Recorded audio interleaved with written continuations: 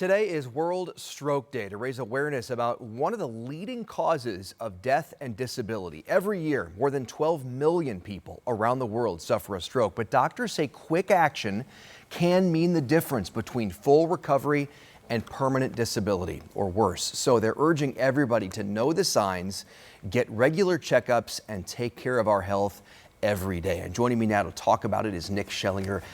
Nick is a survivor. Thank you so much for being here. No, thank you for having me. So you had a stroke at 41 years old.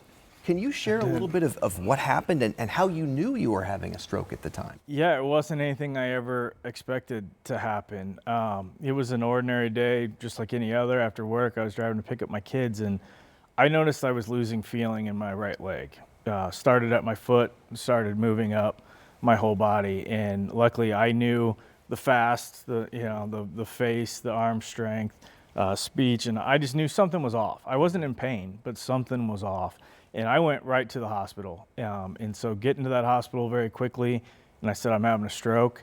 They didn't believe me at first. They said, sign in and have a seat. And I said, well, I know the rules. And a nurse, she said, can you smile? And what I thought was a smile, I did. And she saw the face drooping, and she said, get him back here now.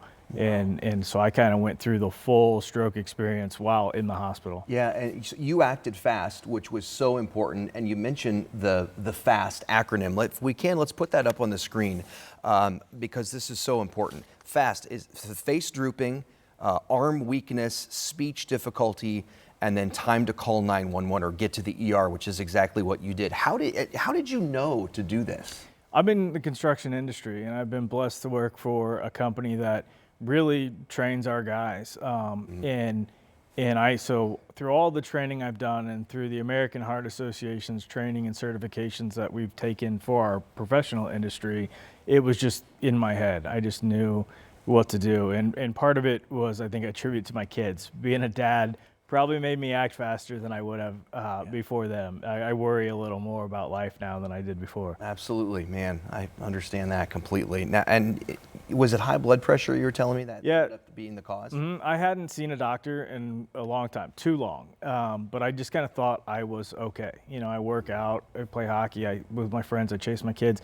So I just thought everything was okay. But those incremental changes in my blood pressure over a long period of time that I got used to, that I didn't even recognize, really added up to something bad. And so spending a week in the hospital trying to figure out why this stroke happened, it all came down to my blood pressure was through the roof and was more than my body could handle.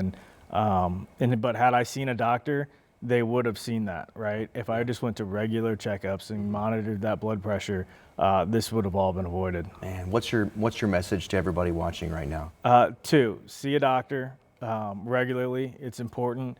And if something feels off, don't just, because there wasn't a big moment of pain, right? There was never this shock of like, I'm in trouble. Yeah. But I listened to my body. When something felt wrong, and I went and got the help as soon as I could. It's better to be safe than sorry. And you're here today likely because of that quick action. Yep. All right, Nick, thank you so much. Glad you're okay. Thank you. 2 years later, appreciate it.